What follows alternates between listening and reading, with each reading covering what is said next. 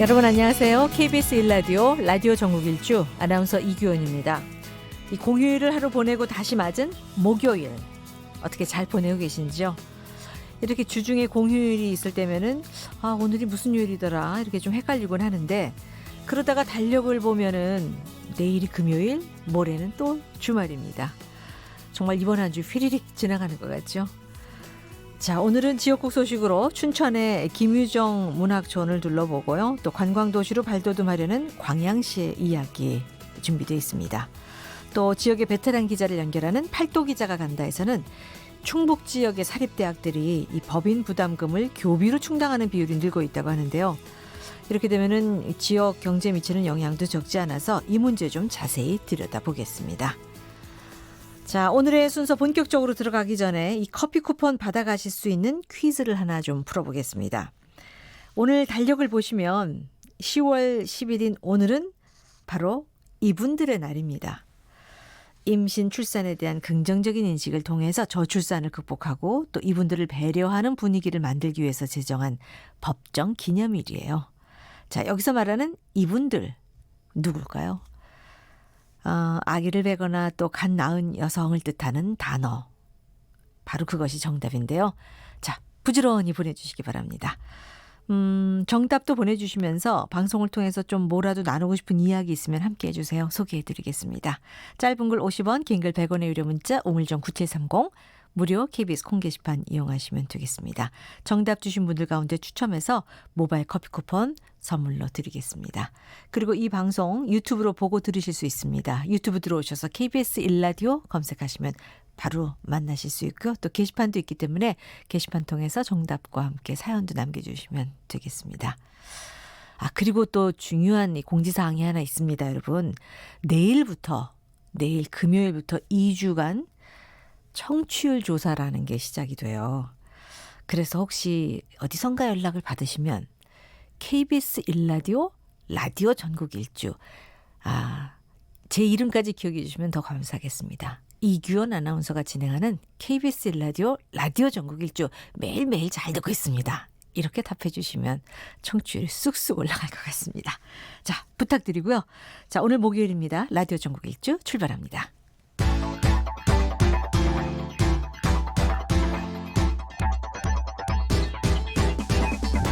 대한민국 구석구석 동네방네 이모저모 전국이 가까워지는 시간 KBS 1라디오 라디오 전국 일주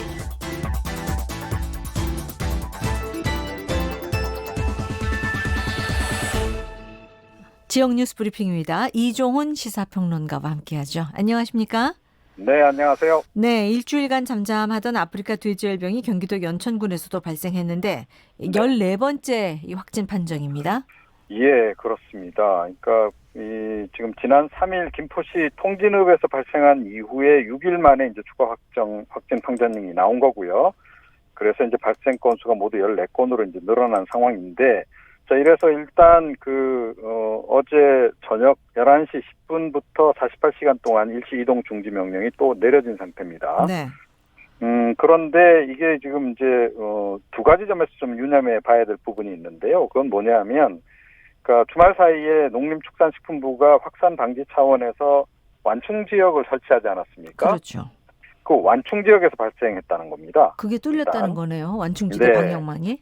그렇죠. 그러니까 원래 이제 주로 발생했던 지역 그걸 봉쇄를 하려고 완충 지역을 설정한 건데 완충 네. 지역으로까지 일단 이제 확산된 것은 확인이 된 거고요. 네. 그 다음에 또 이제 눈여겨봐야 될 대목은, 그러니까 지난 주말까지 잠복기가 첫 발생 이후에 최대 지금 19일이 일단 지난 겁니다. 네. 예, 그런 상태에서 지금 또 발생한 거라서요. 이거는 이제 2차 감염으로 지금 넘어가는 단계다라는 것을 의미를 합니다. 네. 예, 그래서 지금 정부의 초동 방역에 역시 좀 빈틈이 좀 있었던 거 아니냐 이런 네. 지적이 나오고 있는 상황입니다. 지금부터가 좀 더 걱정스러운 상황이군요. 그렇죠. 네. 자, 이 철도 노조가 내일부터 인건비 정상화 또 안전을 위한 노동시간 단축을 요구하면서 사흘간 파업에 들어간다면서요? 네, 내일 오전 9시부터 14일 오전 9시까지입니다. 일단은 이제 3일 동안 이제 진행을 하는 거고요. 네. 요구사항은 조금 전에 말씀하신 이제 그런 부분과 더불어서 뭐 KTX하고 SRT를 이제 통합하라라는 그런 내용들 이런 것들이 포함이 돼 있습니다. 네. 우선 이제 국토부하고 고레일 측은 뭐 대체 가능한 인력을 최대한 투입을 해서 뭐 통근형 광역전철 KTX 운행 횟수를 최대한 이제 확보하겠다라고 지금 얘기를 하고 있고요. 네. 대략 지금 이제 광역전철은 평시 대비 한 88.1% 정도 수준으로 뭐 유지가 될 것으로 이렇게 보입니다. 그래서 출퇴근에 큰 지장은 없을 텐데 그래도 조금 좀 차질이 있을 수 있으니까 참고하시는 게 좋을 것 같고요. 예. KTX는 평시 대비 한 72.4% 수준으로 운행이 이루어질 것 같습니다. 예, SRT 경우에는 이제 참여하지 않기 때문에 정상 운행이 이루어진다 그러고요. 그렇군요. 뭐 보니까 가장 많이 줄어드는 게 새마을호하고 무궁화호입니다. 이 일반 열차가 한 60% 정도 선까지 이제 운행이 줄어들 가능성이 있습니다. 그래서 네. 이 또 출퇴근용으로 타시는 분들 은근히 많거든요. 많죠. 예, 그래서 그거 좀 참고를 하시는 게 좋을 것 같습니다. 예, KTX도 평시 대비 72.4% 수준으로 운행한다면 이것도 좀 차질이 있는 거죠. 그렇습니다. 네. 자, 지하철 9호선 일부 구간의 파업이 이 노사 합의 체결로 끝나게 됐는데 다음 주에 또 1호선에서 8호선 전체가 파업에 들어갈지도 모른다면서요.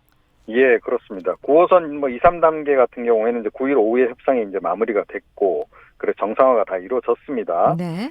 그리고 뭐 이 9호선 같은 경우에는 그야말로 전체 그 지하철 노선 가운데 일부에서 지금 이제 파업을 한 거기 때문에 큰 지장이 없었어요.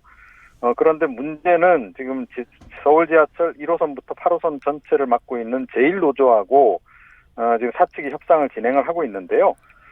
이게 만약에 좀 타결이 안 된다 그러면 이게 조금 영향이 있을 수 있습니다. 그러니까 네.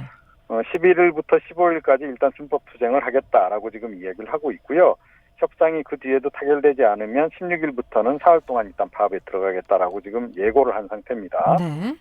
그래서 만약에 이게 실제 총파업까지도 이제 연결이 된다고 할 경우에는 출퇴근길에 이제 상당한 차질이 좀 예상이 되죠. 그러겠네요. 이분들은 지금 임금 피크제 폐지하고 인력 충원 이런 것을 지금 요구하고 있는 상황입니다. 네. 자, 올해 국민연금을 월 130만 원 이상 수급받은 사람이 지난 2016년 대비 4.3배 늘었다면서요. 네, 그렇습니다. 뭐 이런 소식에도 그래도 여전히 지금 수급액이 너무 적다라는 분들이 굉장히 많긴 합니다만 네. 어찌됐건 뭐 늘어났습니다. 그러니까 국민연금공단이 이제 국회에 제출한 자료에 이제 이거 확인이 됐는데요. 노령연금 수급자가 2016년에 336만 4천 명에서 2019년에는 6월 기준으로 해서 한 386만 명, 그래서 대략 한 14.9% 증가를 한 상태라 그러고요. 네. 특히 130만 원 이상 노령연금 수급자 증가폭이 컸다라고 지금 얘기를 합니다. 그래서 2016년에는 15,000여 명 정도 됐는데 올해 6월 기준으로는 6만 7천여 명, 그래서 한 4.3배 정도 늘었다라고 하고요.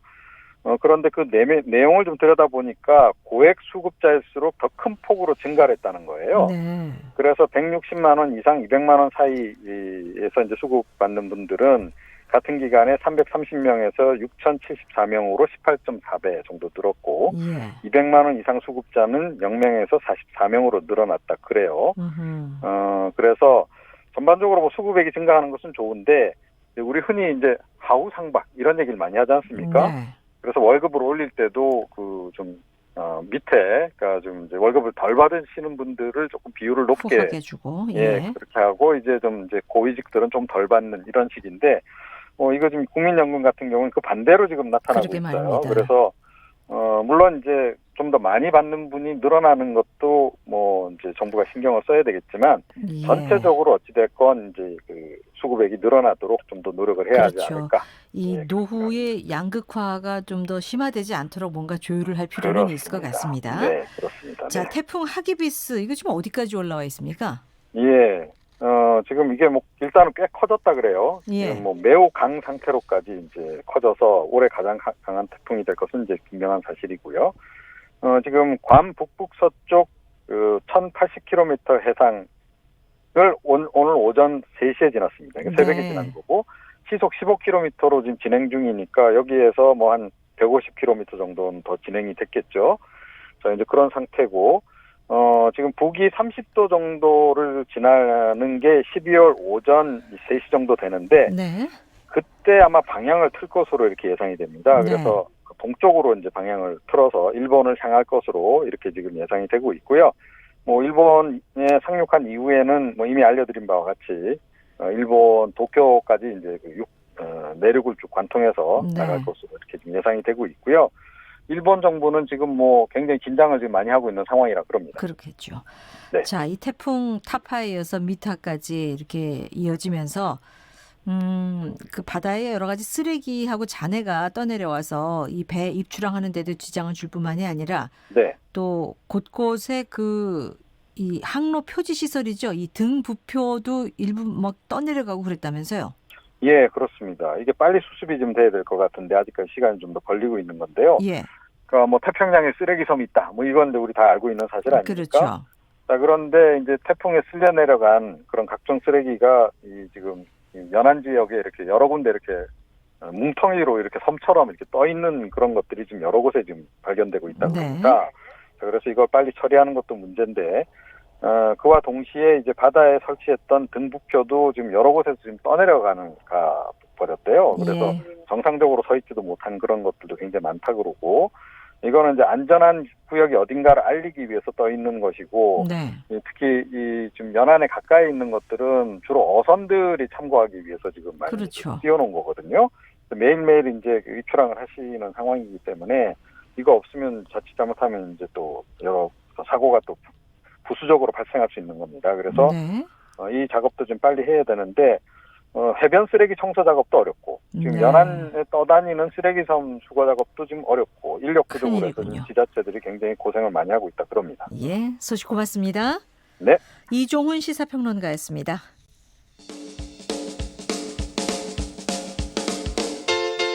부산, 창원, 대구, 광주, 전주, 대전, 청주, 춘천, 제주, 울산, 진주, 안동, 포항, 목포, 순천, 충주, 강릉, 원주. KBS 1라디오 라디오 전국 일주. 네, 오늘은 퀴즈의 날입니다. 여러분 좋아하시죠? 퀴즈 푸는 거. 10월 10일 오늘 이분들의 날이에요. 임신과 출산에 대해서 긍정적인 인식을 좀 갖게 하고 이걸 통해서 이 저출산을 좀 극복하기 위해서 이분들 배려하는 분위기를 만들자라고 만든 법정 기념일입니다. 이 정답 부지런히 보내주시기 바랍니다. 많이 들어오고 있어요. 예. 일단 그 당첨자는 저희가 오늘 수사 마지막에 발표를 하겠습니다. 이 정답을 많이들 맞추고 계신데 이 점 하나 차이로 오답 주신 분들이 적지 않거든요. 예. 일단 좀 신경 쓰시고 정답 보낼 때 좀 신경을 쓰시고 주신 문자 위주로 좀 소개를 해드릴게요. 자, 1112님, 오늘 출근도 1시간 반 서서 왔어요. 배려석이 의무석으로 바뀌길 기대하는 바람입니다. 하셨어요. 아이고, 표시가 안 났나요? 얼른 일어나셔야지 그냥 두고 계셨나 보죠. 그 앞에 계신 분들이. 9394님, 12년 키운 강아지 하늘로 보내고 새로운 가족 입양하러 가는 길입니다. 응원해 주세요. 하셨어요. 2005번 쓰시는 분. 저희 애가 어느덧 10살. 예전에 그 애기띠 메고 다녔던 기억이 나는데 좋은 정보 감사하다고 청취율 조사 걱정 마세요 하셨는데 아유 감사합니다. 하트까지 또 보내주셨습니다. 든든하네요. 3237님 임신 12주차 예비맘입니다. 달력 밑에 이날 써있는 걸 보고 신랑에게 얘기했더니 신랑이 시댁에 말을 해줘서 오늘 저녁 외식하라고 시어머니가 용돈을 주셨어요. 아이고 달력에 써있는 게 참 감사한 하루라고 하셨는데 신세대신가 봐요. 시엄마라고 하셨고 또 외식하라고 용돈 쏴주셨다고 하고 제가 다 순화해서 읽어드렸습니다. 자 4714님 요즘 모습을 자주 볼 수 없어서 어쩌다 이분들 뵈면 왜 그리도 이쁜지 내 손자 손녀들도 엄마 뱃속에 있을 때 신기하고 반가워 기다리던 시간들이 행복했던 시간이 아니었나 생각합니다. 예, 이런 문자들 환영합니다. 정답과 함께 이런 문자들 보내주세요. 말씀드렸지만 당첨자는 프로그램 끝날 때 저희가 이제 한꺼번에 발표를 하도록 하겠습니다. 자, 3시 20분 됐습니다. 지역 소식 들어볼 텐데요. 오늘 먼저 춘천으로 가보겠습니다. 김미주 리포터 안녕하세요. 네, 안녕하세요. 춘천입니다. 춘천 하늘은 어떻습니까?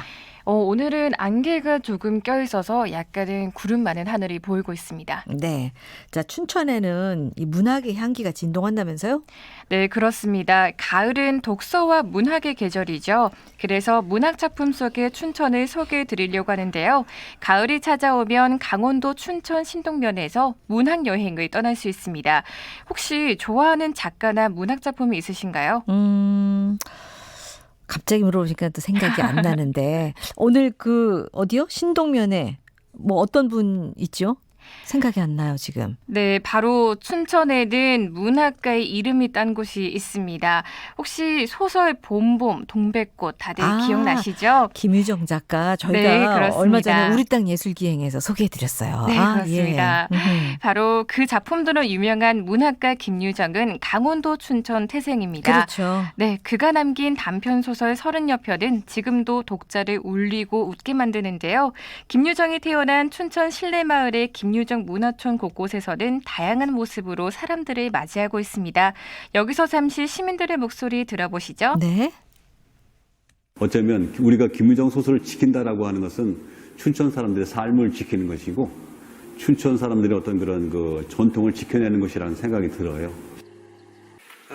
김우정 작가의 생가를 와보니까 이 사람이 어떻게 태어나서 어떻게 문학 활동을 했는지 잘 알겠습니다. 김우정 문화촌을 와보니 분위기도 좋고 공기도 좋고 모든 것이 다 상쾌합니다. 어르신들도 아주 감명 깊으신 것 같은데 글쎄요. 어떤 모습으로 맞이하고 있는지 궁금합니다. 네, 김유정 생가를 중심으로 그의 삶과 문학을 살펴볼 수 있는 김유정 기념 전시관, 또 다양한 멀티미디어 시설을 갖춘 김유정 이야기집 등이 있습니다. 네. 김유정 문학촌은 경춘선 김유정역에서 400m 거리에 있기 때문에 오시기에도 편한데요. 이 김유정역은 한국철도 사상 처음으로 사람 이름을 딴 역이기도 합니다. 그렇죠. 네, 특히 금병산 자락의 실내 이야기길은 김유정 문학촌을 찾아 문학기행을 오는 사람들에게 인기가 많은 곳인데요. 입구에 들어서면 제일 먼저 다양한 캐릭터가 맞아주고 또 대표작 봄봄에 나오는 주인공이 곳곳으로 생생한 표정과 몸짓으로 소설 속의 장면을 연출하기도 합니다. 네. 생가 중정 텐마루에서는 문화해설사분이 하루 7번 재미난 이야기까지 들려주는데요. 우리가 몰랐던 인간 김유정의 이야기도 들을 수 있으니 해설을 꼭 들으시는 걸 추천해드립니다. 그러게요. 지난번에 제가 이 동백꽃하고 봄봄 일부분 발췌된 거 읽으면서 다시 한번 이 소설을 좀 읽어봐야 되겠다 싶었는데 이 김유정 역이 이제 우리나라에 이제 처음으로 사람 이름을 딴 역이라고 말씀하셨잖아요. 아이들도 상당히 가면 좋아할 것 같은데 소개를 좀 더 해주실까요? 네, 김유정 문학촌을 방문했다면 김유정 역을 놓칠 수 없는데요. 네. 지금의 김유정 역은 예쁜 한옥으로 돼 있다면 옛 김유정 역은 여러 부대 시설을 갖추고 여행객들을 맞이합니다. 네. 역사 안에는 옛 경춘선의 정취가 가득한 추억의 소품전이 열려 있고요. 역사 밖에는 무궁화호 열차에 북카페와 조형물이 있어서 카메라를 들고 찾는 분들이 굉장히 많습니다. 남녀노소를 불문하고 많은 분들이 이곳을 찾으셨는데요. 이들의 이야기 들어보시죠. 네.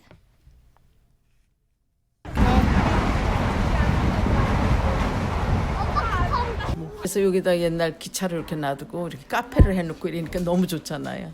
그래서 우리도 오래간만에 오니까 여기 꽃도 있고 옛날 생각나고 참 좋으네요.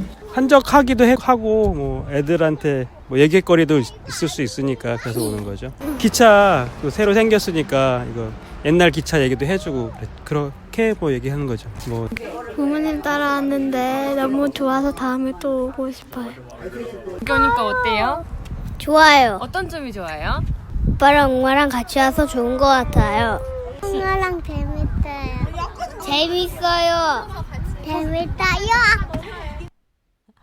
뭐가 그렇게 재밌는지 그 이유를 좀 알고 싶은데 그냥 엄마 아빠랑 함께해서 좋아요 라고만 하는데 열차 소리도 직접 들리고 뭐 생생한 그런 현장의 모습인 거죠? 네, 그렇습니다. 이뿐만이 아니라 보통의 폐역은 외관에서도 세월의 흔적을 볼 수 있잖아요. 네. 김유정역은 꽃단장을 해서 여행객들에게 보는 즐거움을 선사하고 있습니다. 폐역이 되면서 사용하지 않는 철길 위로 알록달록하게 핀 야생화가 가을이 왔음을 알려주고 있었는데요. 여러분도 이곳에 오셔서 가을의 서정을 듬뿍 느끼셨으면 좋겠습니다. 네, 특히 어르신들이 좋아했던 이유는 다들 과거 회상하면서 문학소녀, 문학소년으로 돌아가 보고 싶다는 그런 생각 때문이 아니었을까 싶어요. 네, 그렇습니다. 김유정 문학작품을 한 번 더 읽고 이곳에 들르면 더 감회가 새롭다고 하는데요. 그럴 것 같아요. 네, 그래서 저도 봄봄을 다시 읽고 왔더니 중간중간 이 문학을 배경으로 한 조형물을 보는 재미가 더 있더라고요. 아하, 여행할 때 아주 좋은 팁이 되겠군요.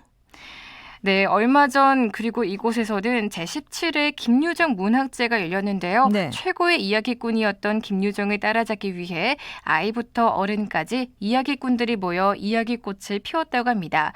이 소설가는 가도 이야기는 이렇게 남아있는데요.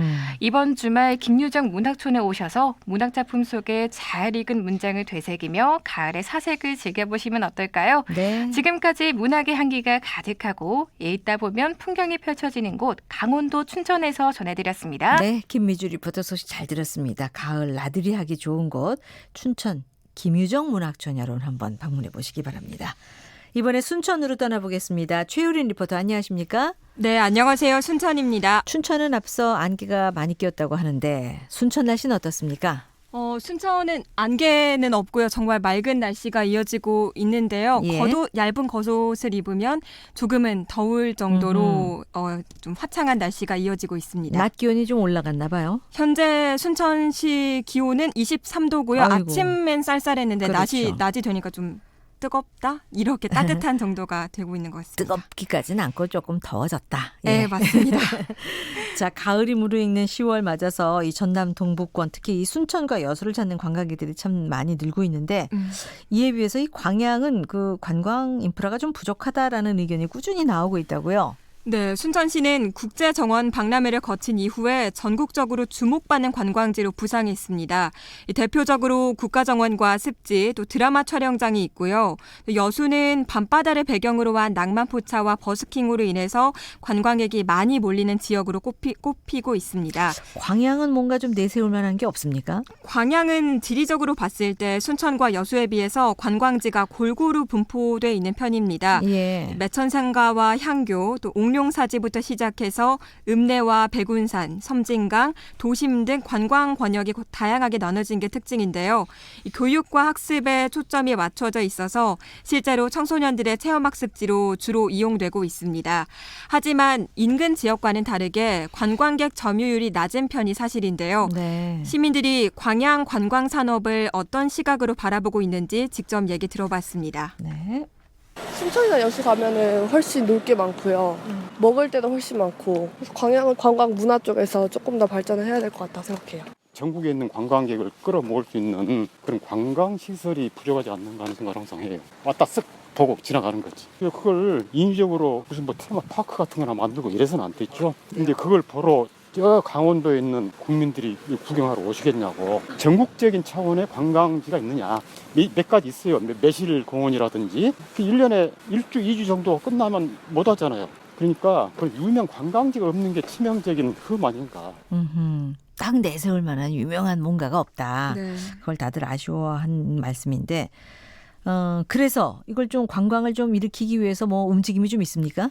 이제 최근에 배알도라고 네. 광양과 하동을 가로지르는 섬진강 하구 사이로 배알도라는 섬이 있는데요. 광양시 관내 유일한 섬입니다. 네. 이 최근에 전면 개방이 되면서 시민과 관광객들의 휴식 공간이 되고 있는데 지난해 다리가 준공된 이후에 묻과 연결이 되면서 접근성이 좋아져서 이제 관광객들이 많이 몰리고 있습니다. 아하, 배알도를 좀 이렇게 많이 또 개발을 했고 또 어떤 게 있습니까? 이제 이순신 대교가 있는데 예. 이순신 대교 일대 해변 관광거리를 조성하고 있습니다. 아하. 이 이순신 대교 접속부와 마동 금호 IC 접속교, 또 기로대교, 금호대교, 해오름 육교 총 5개 교량에 대한 야간 경관 조명 사업을 진행하고 있는데요. 네. 그중에 가장 대표적인 삼화섬과 마동 체육공원을 잇는 해오름 육교 준공식을 최근에 했고요. 이 내년 3월 매화축제 전까지 모든 사업을 마무리할 계획입니다. 그런데 과연 지금 이렇게 사업하려고 하는 그 대상지 주변의 환경 때문에 네. 과연 이 관광 산업이 좀 활성화될 수 있을지 좀 우려하는 시각도 있다면서요? 네, 이 일대가 산업단지 주변이라 대기 환경 문제 걱정을 하는 분들이 많은데요. 네. 광양시는 이러한 의견에 대한 대책 마련에도 힘쓰겠다는 입장입니다. 광양시 관광과 이화혁 과장의 말입니다. 네. 대기 환경의 문제가 이미지가 산업도시니까 그런 이미지가 있는데 사실 수치적으로 그렇게 대기 환경이 나쁘지는 않습니다.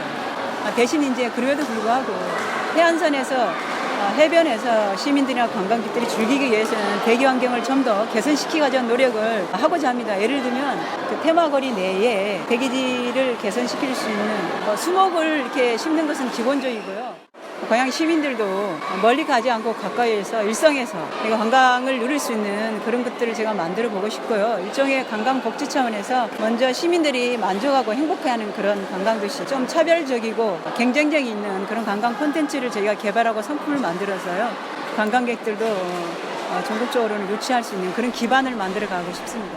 네, 일단 지역민들부터 즐겁게 만들어주고 그리고 이제 외지 사람들을 많이 끌어모으고 싶다는 말씀인데 최근에 광양시가 이 시 승격 30년 됐다고요. 네. 그래서 뭐 여러 가지 또 야심찬 계획도 많이 내놨더라고요. 이 관광도약 원년 선포식을 열었는데 예. 이제 정확한 콘셉트를 잡고 관광도시로서 이미지를 만들어내야 된다라는 목소리가 많잖아요. 네. 광양시는 관광객들의 발길을 잡기 위해서 야간 경관 조명에 초점을 맞춰서 집중하는 모습인데요. 앞으로 광양의 관광 산업이 어떻게 발전해 나갈지 주목해 봐야겠습니다. 네, 관심 갖고 보겠습니다. 최유린 리포터 소식 잘 들었어요? 네, 고맙습니다. 네. 자, 지금 시각 3시 32분 돼가고 있습니다. 자, 10월 10일 오늘 바로 이분들의 날인데 오늘 퀴즈 문제 풀고 있어요. 이분들 누군지. 새 음절입니다. 새 음절. 예. 정답 보내주시고요. 7780님 요즘 농촌에 아이들 없는 동네가 꽤 많아요. 아이들 많이 보고 싶어요 하셨고 4325님은 붐비는 지하철역에서 이 자리가 비어져 있으면 아주 흐뭇하다고 하셨어요. 8137님 아이 낳고 난 후로 임신하신 분 보면은 지하철 안에서 더더욱 자리를 양보하게 되네요. 라고 하셨고 박태현 씨 우리 미래를 지켜줄 분들의 날입니다 하셨어요.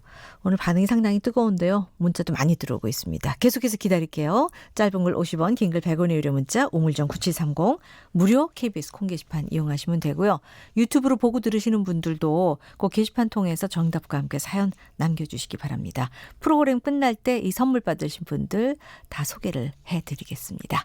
3시 33분 됐어요. 날씨와 교통 상황 간추린 뉴스 이어드리겠습니다. 기상청 최영우 씨 전해주세요. 네, KBS 날씨 정보입니다. 오늘 기온은 대부분 평년과 비슷합니다. 전국이 17도에서 25도까지 기온이 올라 있고요. 내일은 오늘보다 기온이 3도에서 6도가량 오르면서 잠시 내일은 평년보다 기온 높아지고 낮더위가 약간 느껴질 수 있겠습니다.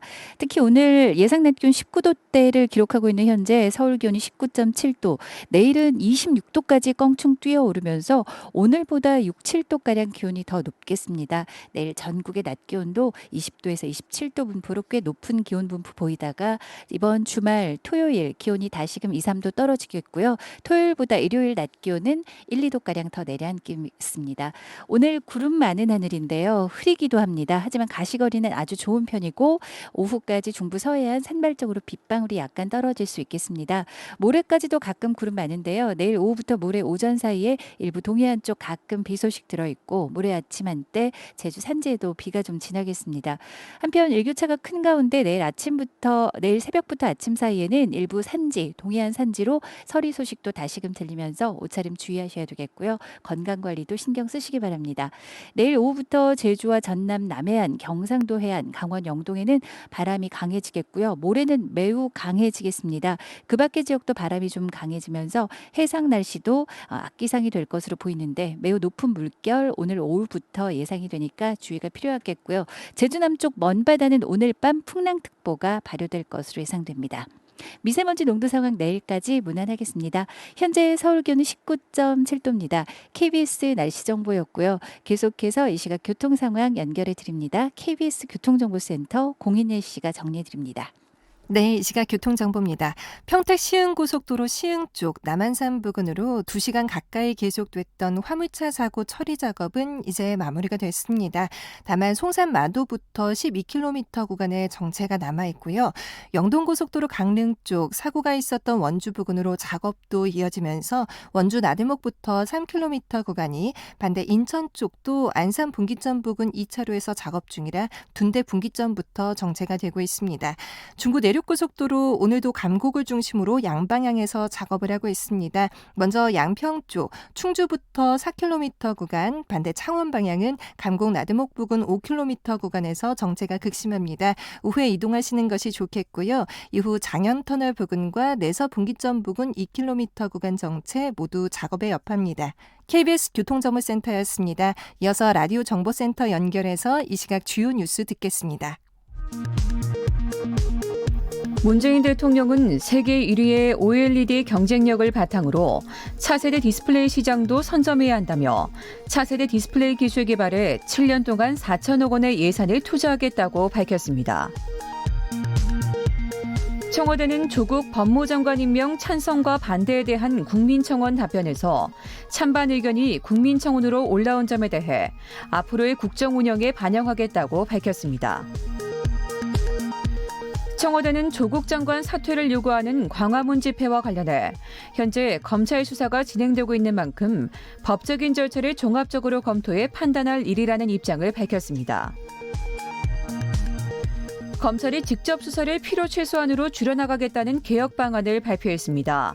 대검찰청은 경제, 부정부패, 공직, 방위사업, 선거 분야 등 국민의 생명과 안전을 위협하고 공동체의 사회경제 질서를 교란하는 중대범죄 대응에 직접 수사 역량을 집중하겠다며 이같이 밝혔습니다. 오늘 열린 국회 과학기술정보통신위원회 국정감사에선 조국 법무부 장관 등 고위공직자 자녀의 논문이나 입상특혜 의혹에 대한 여야 의원들의 질의가 잇따랐습니다. 지금까지 헤드라인 뉴스 정원나였습니다.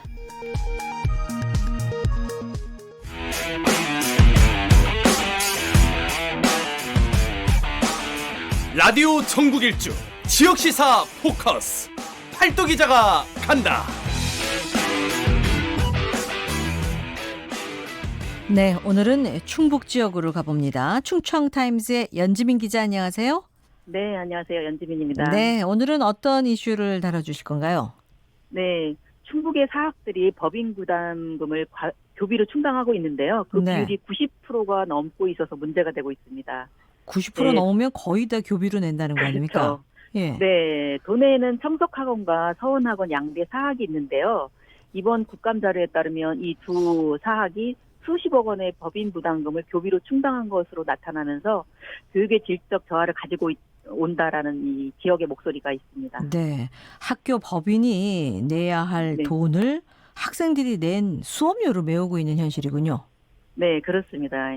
이 법인 부담금은 교직원의 4대 보험료를 내는 비용이에요. 네. 원칙적으로 학교 경영기관인 법인에서 부담해야 하는데 이 법인이 부담해야 할 돈을 학교 교비로 전가시키고 있는 것이죠. 이 전국적인 평균보다 충북 지역이 네. 훨씬 높다는 건데 이게 뭐 네. 수치로 된 자료가 있습니까? 네, 교육부가 2018년도 법인 부담금 현황에 따르면요. 청석학원 같은 경우는 32억의 분담금 중에 29억을 교비로 냈고요. 네. 서원학원의 경우는 17억 6천만 원의 분담금을 16억 정도를 교비로 냈으니까 한 90%에 넘는 그런 수치입니다. 그러네요. 네. 근데 더군다나 전국에 이 비용이 전국의 10% 미만대인 33개 중에서 다 포함돼 있어서 네. 지역에서는 아주 불명예스럽다라는 반응입니다. 그렇겠어요. 네. 그러면 전국 사립대 평균 법인 부담률은 어느 정도입니까? 현재 뭐 64%, 65% 정도라고 하는데요. 네. 그런 거에 비하면 한 25% 이상 차이가 나니까 굉장히 열악한 상황입니다. 예. 네. 그러면 이 학교 법인은 뭔가 어쨌든 학교를 위해서 뭐 돈을 안 내놓는다는 거잖아요. 그렇죠. 그리고 다 교비로 충당한다는 건데 왜 이런 네. 일이 벌어진 겁니까? 예외 조항 때문인데요. 이 법인 부담금은 원칙적으로 학교 경영기관인 이 법인에서 내야 되지만 네. 예외적으로 이 학교 경영기관이 전부 또는 일부를 부담했을 때만 이 부족액을 교비로 충당할 수 있다라는 예외 규정이 있는데요. 네. 이를 교묘하게 악용하고 있다고 보여집니다. 아하. 전부 또는 일부를 부담할 수 없을 때만 부족액을 그렇죠. 학교가 부담하는데 네. 그러면 예. 네. 아예 뭐 그 비용을 거의 다 교비로 내는 거랑 마찬가지가 되는 상황이죠. 예. 이 예외 조항이 좀 문제인 것 같은데요. 네, 그렇죠. 그러면 왜 이렇게 교비에 많이 의존을 하는지 이 사학 쪽에서는 뭐라고 합니까? 뭐 이유가 있을 거 아니에요. 그렇죠. 현재 뭐 등록금이 동결된 경우도 있고요. 네. 또 학령 인구가 급감하면서 신입생이 굉장히 부족한 상황입니다. 그러다 보니까 재정난으로 이어지고 있는 상황이고요. 네. 또 대학에서는 수익을 낼 만한 사업을 할 수 없다. 어허. 그러다 보니 법인 부담금을 교비로 사용하고 있다라는 말도 하고 있습니다. 어쨌든 사학은 돈이 없다.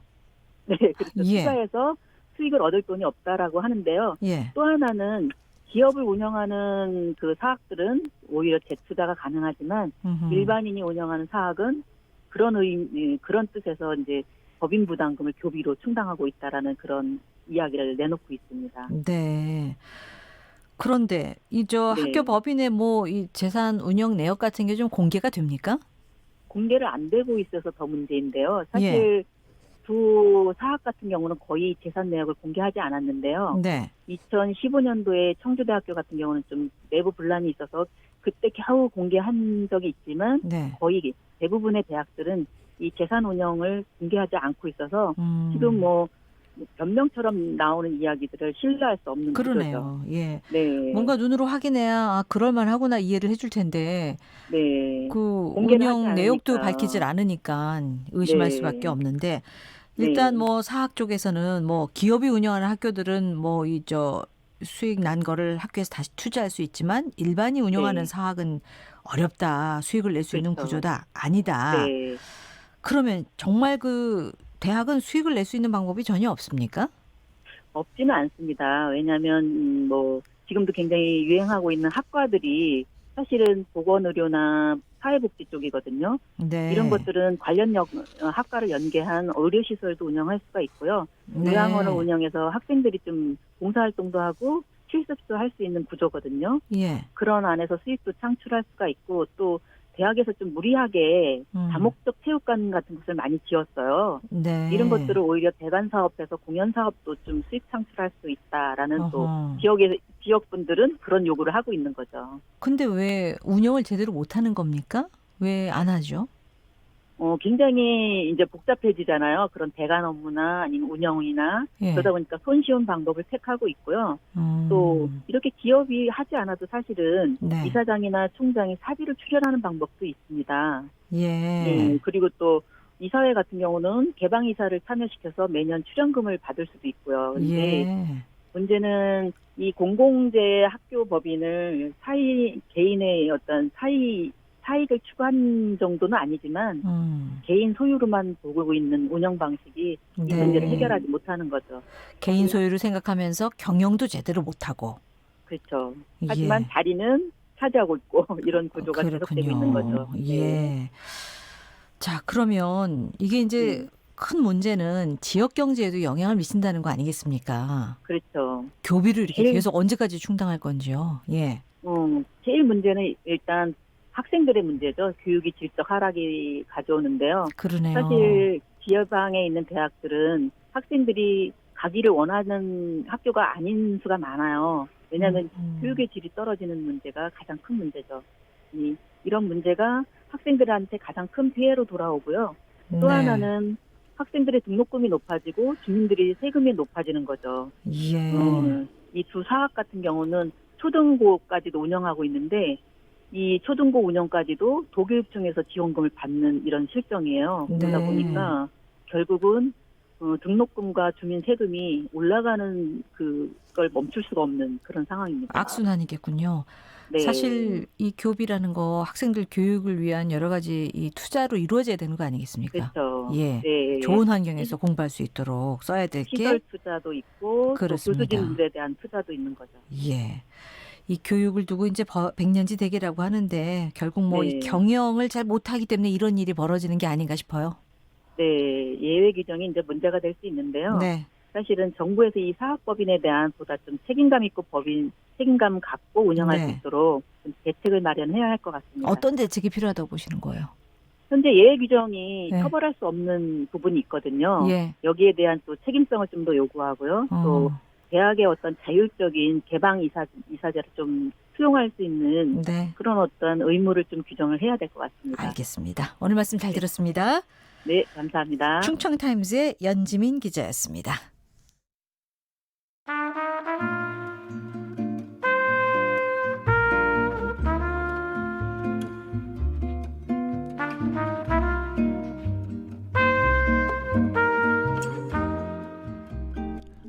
우리의 고향을 찾아갑니다. 이규원 아나운서와 함께하는 KBS 1라디오 라디오 전국 일주.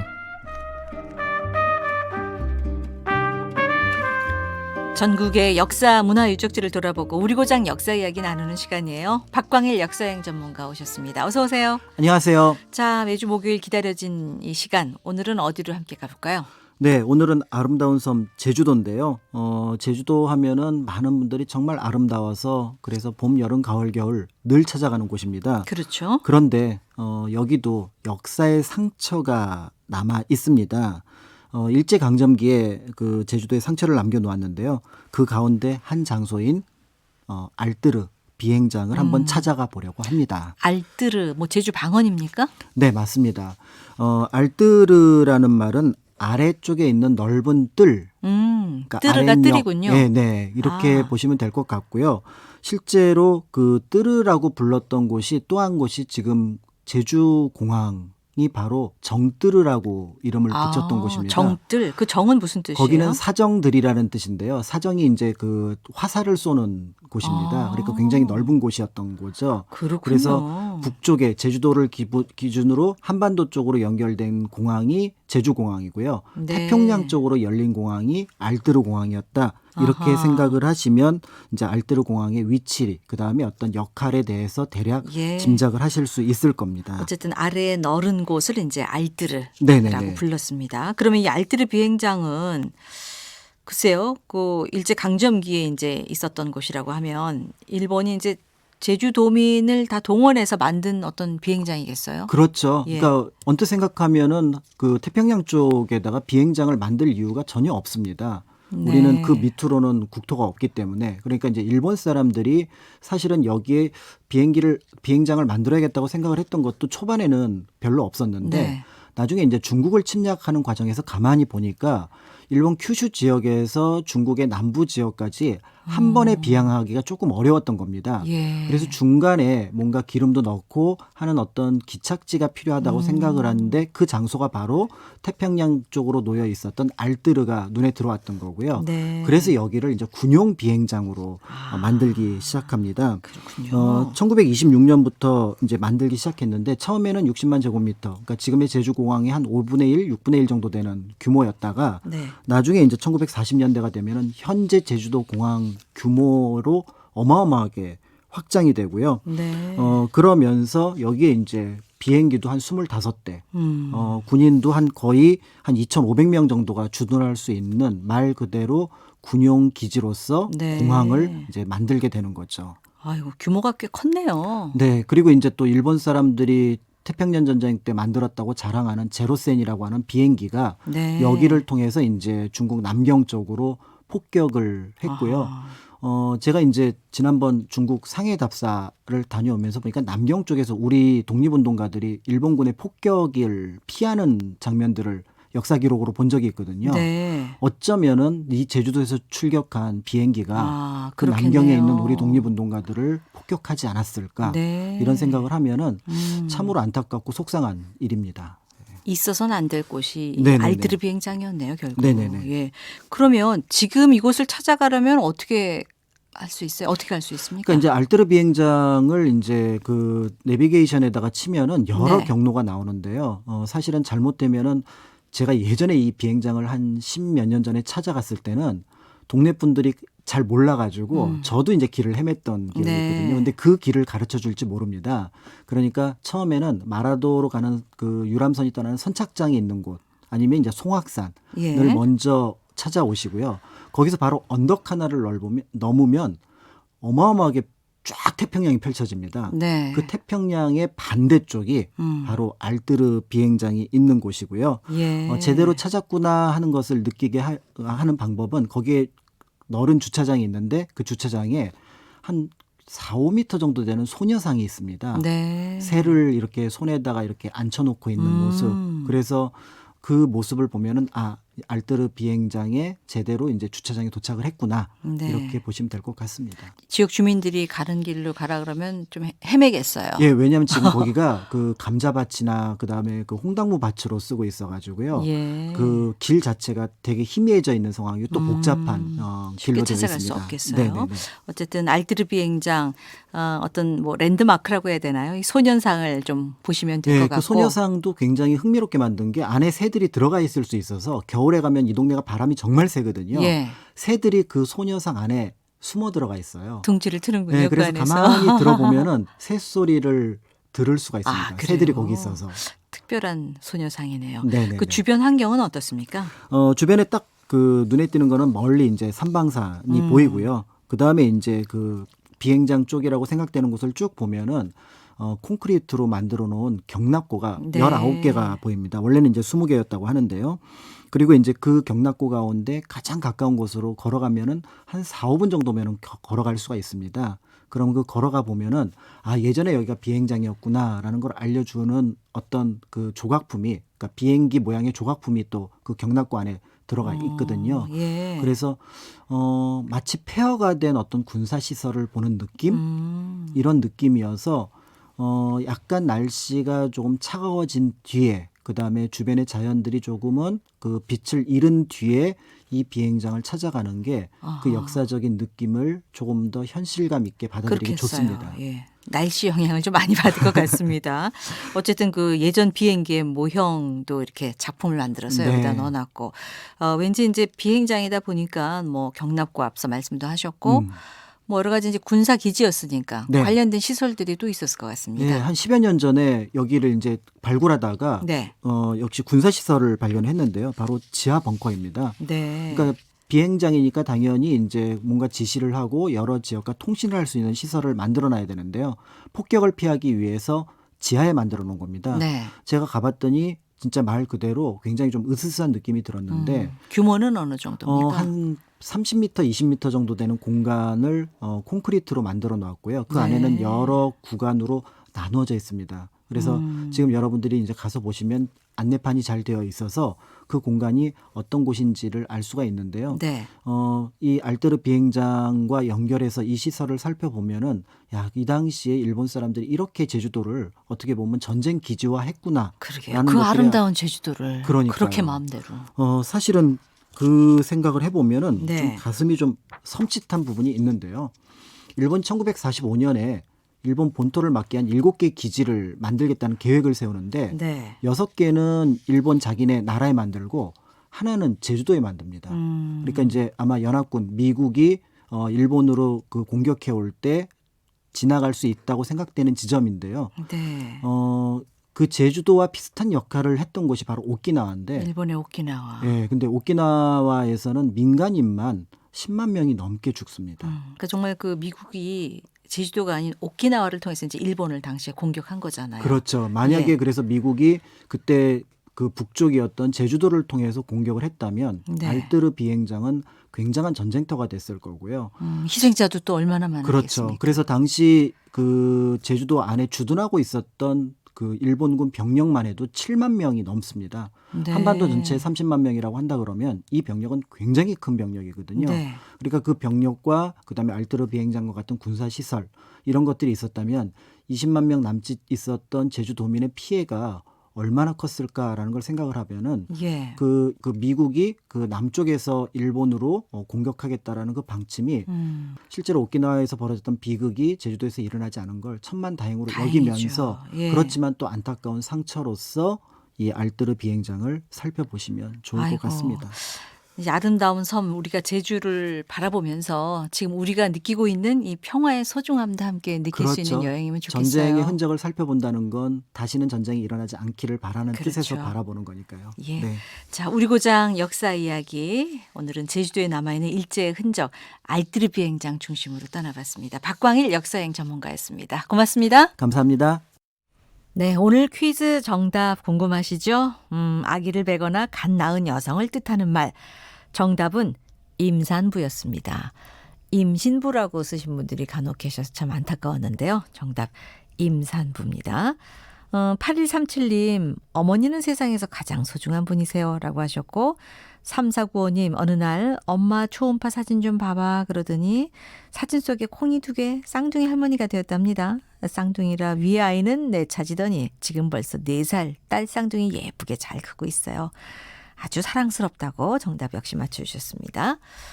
9654님, 연년생아기 2 키우고 있는 엄마예요. 동네 어린이집 대기가 너무 많아서 보내질 못하는 바람에 친정엄마 매일 와서 아기 돌보기 해주세요.